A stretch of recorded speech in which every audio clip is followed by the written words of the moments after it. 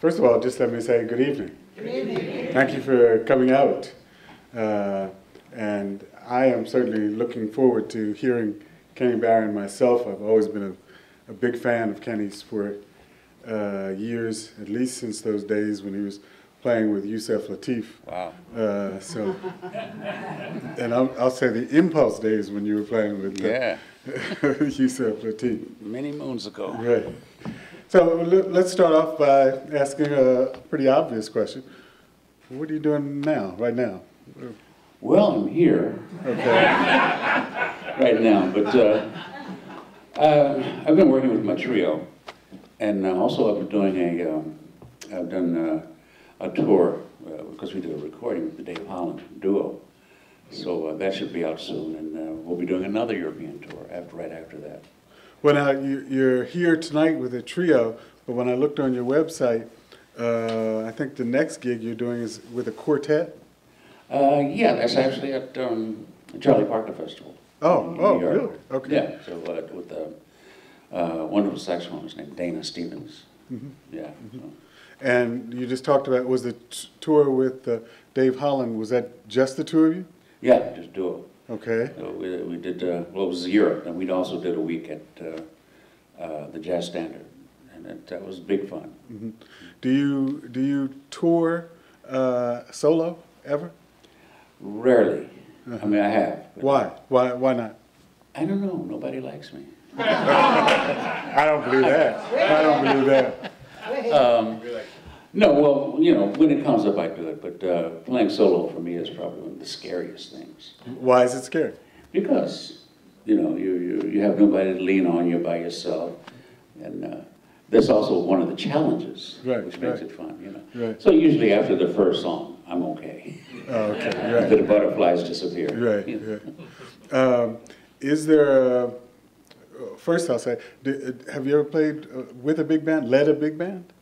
No, I haven't. I haven't played that often with a big band. I subbed a couple of times for Roland Hanna with Mel Lewis Dad Jones at the Village Vanguard. And that was fun. I don't know if I'd want to do that all the time, but that was certainly a lot of fun. That's a great band, and to hear, you know, especially Thad's writing. Oh boy. Is there a favorite setting, instrumental setting, size, group that you like to work with? No, I like all circumstances for different reasons. I like the trio setting. It's a little more intimate. With horns, I can concentrate on writing more. You know, with a quartet or a quintet, I will do more original compositions. Why is that? Why would you do more writing just because of the horns? I don't know. That's an interesting question. I just think because that's what I can hear it better. You know, when you play things on the piano, oh, that would be nice for a trumpeter. You know? Okay. For me, it doesn't really sound right. You know. Now, I saw somewhere that you have put out 40 different recordings, all different size ensembles. Work on those. Well, about 40 something as a leader. You know, now varying different, you know, different size groups but no big band stuff. You know, from, duos with Regina Carter, with Stan Getz, well, and with different other, you know, a saxophonist named Georges Robert, saxophonist who lives in Switzerland. With quintet, sextet, you know. Well, of course, then I mentioned Yusef Lateef. You did the years with Stan Getz. Yeah. Did some wonderful duet recording, at least one duet recording with Stan. Stan, yeah, at the Montmartre, Cafe Montmartre. But what they did is at Verve, Universal Records, they decided to put out everything from, because we recorded for 3 nights, and they decided to put out everything, sound checks, everything. Oh, really? Really? Like 7 CDs. Really? And a box set, 7 CDs. You know how much that set cost? I have no idea. I don't know if I can afford it. Right. You know, I guess they put out studio alternate takes, but that's something that they didn't used to do. Well, certainly not before the days of CDs. They didn't put out all that kind of... no, but now they it's like watching TV and after, or a movie, and there's all this gag stuff afterwards. It's kind of the same thing. You know? Not quite, but, you know. What do you think about that? I mean, having... well, there's some things I played that I would rather not have heard. Right. Yeah, that's what I was wondering. Yeah, that's but I mean, it is what it is. You know, so when you play, you know, you have to accept everything that you do. You know, sometimes you sound great, sometimes you sound terrible. Wasn't it Monk that told one of his sidemen, maybe Charlie Rouse, well, if you make a mistake, it's just too bad. Yeah, it's going on the record. You know. So, you know, and I always say, hey, there's another chorus coming. So. Right, yeah. I mentioned a couple people that you played with. You also played with Dizzy Gillespie. That was also one of your very first major gigs. Any experiences or any of those people were an especially large influence on you in growing? Oh, very much so. Dizzy, certainly. Just listening to him, you know, sometimes it's just by osmosis. I mean, nobody came up to me and said, oh, play this or do this. But just by observing and watching him, and I mean, he was just such an incredible trumpet player. But he also, Dizzy played piano very well. Right. And so he knew a lot about chords and harmony. Sometimes he would be generous and show me stuff. Really? But one night, I remember, well, not one night, several nights, I recall that if the club wasn't crowded, he would chase me away from the piano. And he would sit down and play a couple of songs with Moody. Really? Yeah, and he could play. I mean, he wasn't a great soloist, but he certainly could comp and play and knew great voicings and things like that. Right. Yeah. You know. Well, he gave that advice to, was it Miles Davis? That I think it was to Miles. He told one of the cats that you should learn how to play the piano. And that's true. I think the best improvisers play piano. I mean, I know how to play piano. You know? All that incredible stuff that Freddie Hubbard used to play on trumpet, he could do it on piano. Really? Most of it, yeah. Oh, I didn't know that. Yeah. I didn't know that. Really? Yeah. So with 40 albums, what's the next one going to be? Well, the next 40-some albums, excuse me. The next one is actually the dual recording that Dave... oh, that one's coming out? Yeah, that'll be out in October, I think. How many of those 40-some are still available? I don't know. I'm sure there are some that have disappeared. But I think most of them may be, you know. How do you feel about your old recordings? There's some people who, you know, I've talked to and they say that old recording, well, if they haven't put it back out, they need to leave it wherever it's, wherever it is. Yeah, sometimes I feel that way. Yeah, you know, so, I was listening to something not too long ago that I did many, many years ago, and you just, you start to do that, you know. Only because you can think of other things that you could have done now, you know, in hindsight. You think of, oh, I could have played this or I could have played that, you know. But I think it's natural to feel that way. You know? Nat King Cole had a brother who was, I think, 17 years younger than he is. You had an older brother too, Bill Barron, who played saxophone, and he was substantially older than you were. 17 years. 17 years, yeah. How much of an influence was Bill Barron on Kenny Barron? Oh, he was a big influence. You know, big influence, especially when for a long time when I was a kid. I don't think he knew that I played piano. Oh, really? Yeah, even though we lived in the same house. Okay. But he knew that I was taking lessons, you know. But I had a fairly good ear, and I heard my sister, who also played piano, playing some blues chords on the piano. So later during the day, I was sitting down playing the same chords, and Bill came home from his day job, and he was surprised. Okay. You know, so we started talking about music, and he was kind of testing my ear. What kind of chord is this? What kind of chord is that? Really? How old were you? Then I was about 13 or 14. Yeah, you know, and I got them all right. So shortly after that, he was responsible for getting me my first gig in the band that he played in. And it was was a dance band called the Melvin Orchestra. That's in Philadelphia? That was in Philly, yeah. Yeah. So, and it was great. I mean, we really played dances. And what we called cabarets, you know, so people would bring their own brown bag, so to speak, right. you know, serve food, and you would play for dancing, and we'd also play like a show. You would have to play for a singer, you have to play for a comedian, tap dancers. It was kids today don't get that kind of experience anymore. So how do you, if they're not getting that kind of experience today, how do you think that affects the music or the musicianship of those musicians today? Well, you know, oddly enough, I don't think they're lacking for it. You know, I mean, the musicians today are certainly incredible. You know, they're really incredible. The one thing they may miss in terms of experiences, after a while, you know, you're playing a lot of notes and stuff, and you start to realize nobody can remember all of that. If you play 1,000 notes. Are you talking about the listeners? Yeah. Can't remember all that? They can't remember all of that. There's nothing memorable. So it takes a while to learn that you don't have to play everything you know all the time. You know, which, you know, young people like to do, which is, again, perfectly natural. I've heard some people chalk some of that up to the newer learning process as opposed to going through jam sessions and getting on the bandstand with Academia. the old guys. And, You know, there's a difference in the learning process. Well, and that's it's a big difference. It's a big difference. And one of the things I always like to say is when you get on the bandstand, nobody wants to see your degree. Right.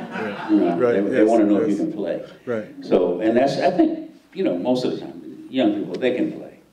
They can play. You know, they lack a certain kind of experience, but if they live long enough, they'll get it. Okay. You know.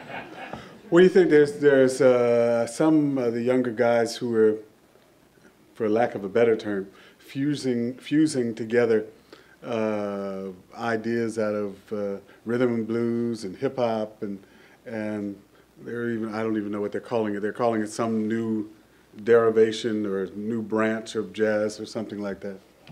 What do you think about those kinds of sounds? Well, I think it's just growing pains. You know, the music has to develop, it has to grow. I don't necessarily agree with everything, but a lot of people didn't agree with Charlie Parker. Right. You know, so it's I think a natural evolution. Young people today listen to the music that they listen to. You know, I mean, when I was growing up, in addition to jazz, I listened to doo-wop. Right. You know, I listened to Aretha Franklin and people like that. You know, so you know that's all part of my experience as well. So same for them. So what does that say then for the style of music that Kenny Barron plays down the road? What's the future? You know, if there's this new branch that's coming on, what's the future going to be like? I mean, will I become irrelevant? That's sort of what I'm asking, yes. Well, you know, I may become irrelevant, but you know what? No. I'm 70. You know, yeah, I don't buy that either. But I mean, I'm 71 years old, so I really don't care. You know, I'm going to do what I do, and I think as long as what you do is honest, people respond to that. People respond to honest emotion. You know, so I'm just going to do what I do.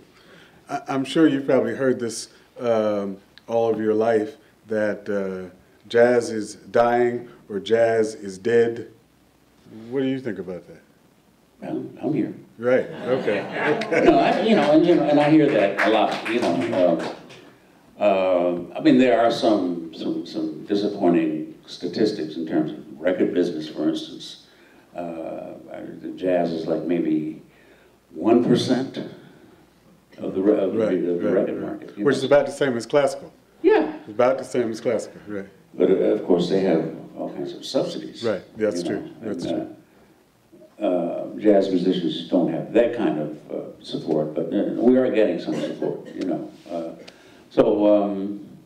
I don't know. I think the music is in good hands. You know, in terms of me being irrelevant, you know, again, it doesn't bother me. Yeah, I have to agree with what the man said here too. I don't think Kenny Barron is ever going to be irrelevant. Thank you, sir. Now, for what, 25 years or so, you actually taught, was it at Rutgers? Someplace in New Jersey, yeah. right. Mm-hmm. And you gave that up a few years ago? I retired in 1999. Uh-huh. Do you still take students, or you just left the university? I mean, I retired, and then I got a call from head of the music department at Manhattan School of Music the year that I retired. Oh, really? He said, we would like you to come and teach. So I gave him my list of demands. You know, which is, I didn't want to take any more than 5 students. I wasn't going to any faculty meetings. You know, and I wanted X amount of dollars. And he said, yeah, okay. Really? So really? I could have asked for more. Right, yes, yes. But no, and I taught there for a good 5 or 6 years. And then I got another call from Juilliard. So I was doing both. I would go up to Manhattan on Wednesdays and Juilliard on Thursdays. You know, so eventually I gave up Manhattan. So I'm still doing Juilliard though. I think those things are the sign that Kenny Barron will never become irrelevant. They wouldn't be calling you if they thought you had something that was irrelevant. You know, that's what I think. That's what I think. Who you enjoy listening to now? Oh, if you were home in your living room and you decide to put on some music, who might you put on to listen to? Well, I love listening to Gerald Clayton, who studied with me for a year at Manhattan, and Aaron Parks, Eric Reed, Benny Green, and of course Mulber Miller was always one of my favorites. You know, so we used to do a lot of duo recording. Not concerts together. Right. So, and I miss him, you know. Right. His birthday was just recently. This week. Yeah. But those are the people I listen to. I may also listen to James Brown. Right. Okay. Yeah. Does James Brown's influence show up in your music? When you listen to something, do you say, "Yeah, I hear James creeping in there"? Yeah, occasionally, because you know, I used to like to dance. You know. You're from Philadelphia. Yeah. I'm from Camden. That's why I know that story. Any other kinds of music that you? Oh yeah, I listen. I try to listen to all kinds of music. You know, I listen to classical music. I listen to Brazilian music, African music, Indian music, and because you can learn something from all of it. You know, and I like to say, at least in the Western Hemisphere, anyway. No matter what kind of music it is, it's the same 12 notes. Right. There are only 12 notes. Right. So. Is there a composer in either the popular field or in the classical field that you find yourself listening to, or they catch your ear? Bill actually gave me. This person is no longer alive, but Bill gave me this record many years ago for my birthday of Horowitz playing the music of Spoliato, and that was mind-blowing for me. That was really mind-blowing for me. You know, jazz. I love Wayne Shorter's compositions. Oh, right. You know, yeah, and I wish I could play piano the way he plays saxophone. You know, I'm still working on it. I meant to ask. You know, I should tell you this too. I interviewed Hank Jones probably when he was maybe about 5 years before he died, and he told me he was still learning how to play the piano, and if he had a few more years, he would finally get it together. So that's right. I saw something on Facebook that somebody asked Pablo Casellas, you know, because at 90 you're still practicing. Yeah, I saw that. I said, well, I think I'm getting better. Right.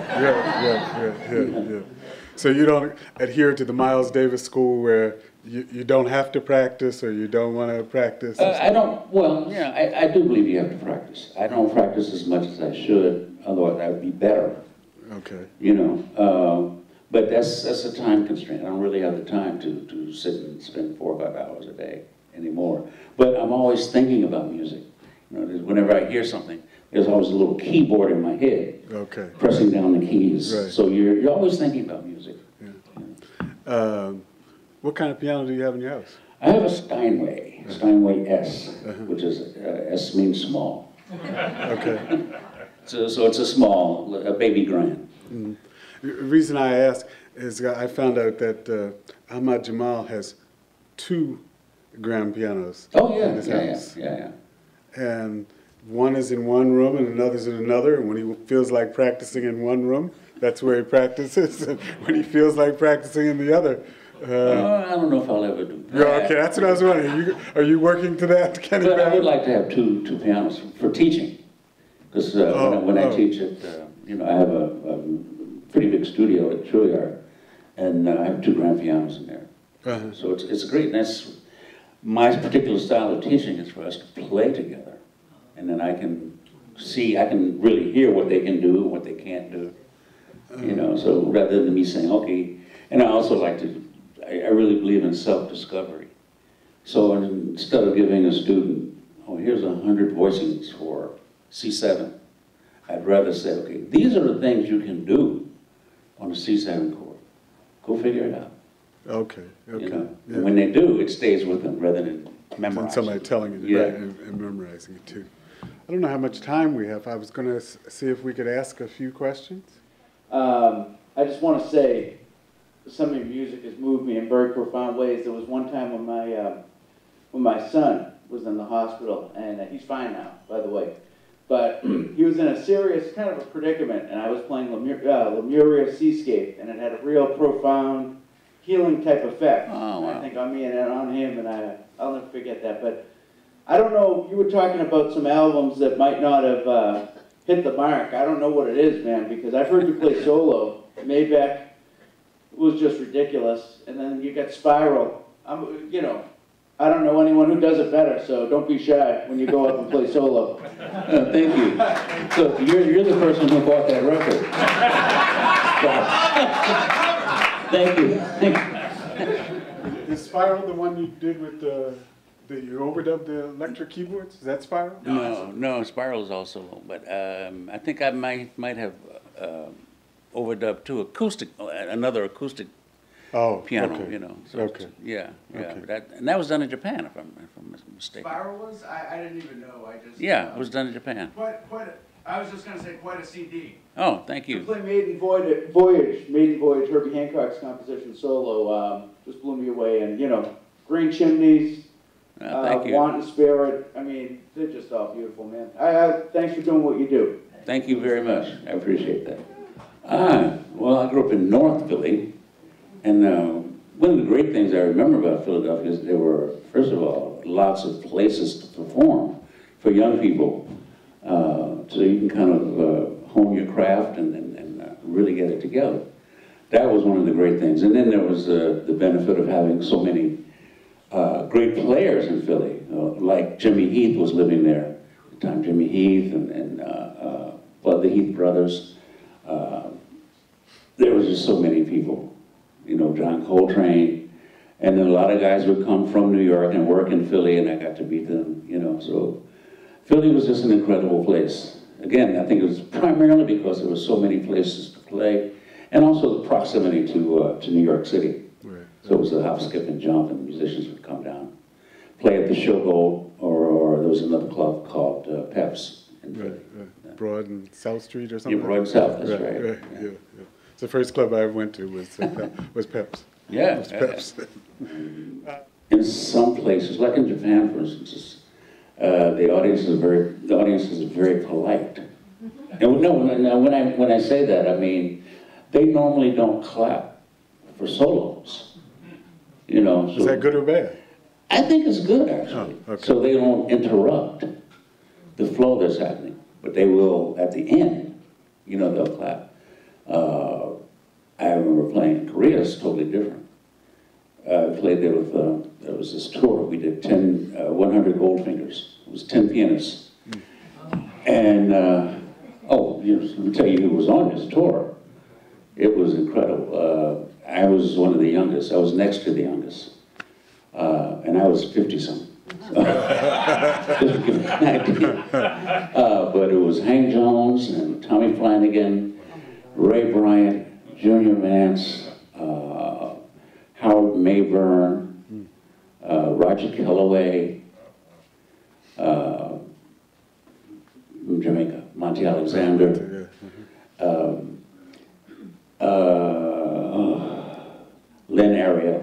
It was supposed to be Mary McPartland, but she had fallen and broken her arm or something, so it was Lynn Ariel. And it was so much fun. And we played in Seoul, and it was like we were rock stars. Really? Yeah, really. I mean, we couldn't leave for like an hour after the concert. So that was definitely a unique experience, you know. What kind of combinations did you play? Or did you just everybody play solo, or? No, well, the way it would work is that there were never more than 2 pianos on stage. Okay. So the first half, 5 pianists, and it was different every night. 5 pianists would either play solo, or there was a rhythm section, which when we first started was Bob Cranshaw and Alan Dawson. Oh, okay, right. So you could decide if you wanted to play solo or the rhythm section. The second half were 2 pianos. And what made it fun was that you never knew who you were going to be paired with. Oh, they just assigned Yeah, pairs? the promoter Right. and Hank. The promoter and Hank would, let's put these 2 together tonight. Oh, really? Yeah, and it was really a lot of fun. Yeah, I'm sure they would be. You know. I'm sure they would be. Yeah. Talking about the 10 pianos reminded me of something. James Reese Europe had an orchestra in the 1910s called the Clef Club Orchestra, and in one of their performances, they used 10 pianos at one time. Wow. Can you even begin to imagine what that must have sounded? The description was they used them for their percussive qualities. Well, I don't know if you remember, there was a group, The piano choir? Right. So I was part of that when it began. But I remember doing, and this was actually recorded. Excuse me. It was called One Night Stand. Oh, yeah. Yeah, and that had. There was one piece that was actually written for 10 pianos. I forget the guy's name who wrote it. He was a movie writer. But it was very well put together, so you didn't play together all the time. Right, Sometimes we would lay out. But it was a very interesting piece. Very interesting piece. Some of that is on YouTube, as a matter of fact. Well, maybe we've got time for one more. Well, what is improvisation? Well, what we do when we improvise is we use a structure, a harmonic structure of a piece. And that's what we use. In classical music, they would use figured bass. And they would improvise, Bach would improvise, or Haydn, Mozart, they would improvise, in the style of the day, of course. But they would, like we see chord symbols, a C minor 7, they would see a 2, the Roman numerals 2, 5 or whatever, and that would indicate the intervals. So they use that to improvise. So it simply means using the notes that are in the chord, the notes that are in the scale related to the chords, to create other melodies. And that's what you're trying to create other melodies, trying to create other pictures, but using a definite structure. Now there are, of course, people who don't use any structure at all, who think they're not using any structure at all. Just like exchanging one set of rules for another, No, don't swing. Or, don't play a triad. Things like that. Those are rules as well, But improvising is really just a means of trying to create other melodies, other songs, on top of a given harmonic structure. So that's kind of it in a nutshell. So for me, it plays a very big part in what I do, So there's improvisation in everything, I've even done some pieces which were totally improvised. So there's no melody or anything, And the harmonic structure you come up with in the moment. That's big fun. That's really a lot of fun, you know, because you never know what's going to happen. You know, it's like, you know, being on a high wire, you know. I hope I didn't explain it. I hope I explained it well. Will we hear that this evening? Huh? Will we hear that this evening? I certainly hope so. How do you know? That's a good question. You don't really know. You may have, when are they going to start improvising? That's right, when are they just, does somebody just start and the rest of you just realize it's happening? Oh, wow, that's hard to explain. For instance, what we do is, we'll play the melody. Right. You know, whatever it is, something you may know, I can't get started. Right. So we play the melody. And then someone starts to improvise on that harmonic structure. The song is 32 bars long, so the solo will be 32 bars long, or depending on how many choruses you're going to play. But it's always beginning, middle, end, no matter what. You know, so once the melody is over, what you should try, if you find a song that you know somebody's playing it, when the melody is over, you sing the melody again in your head, and you will hear the continuity in the solo. Okay. You will definitely hear, oh, well, this works. I can hear that, you know. So it's not really, it's not magic, it's not a mystery. I mean, there's a definite foundation for all of that. And every night it could be different. Every night it could be different, yes. Hopefully, that's really the goal. Right. That every night it be different. I want to thank Kenny Barron for his conversation this evening, too. Kenny, did you have anything else you wanted to say to the audience in closing? No, just come out and support live music whenever you can. Okay. Okay? Sounds good to me. Records are nice, but live is even better. Okay. Kenny Barron.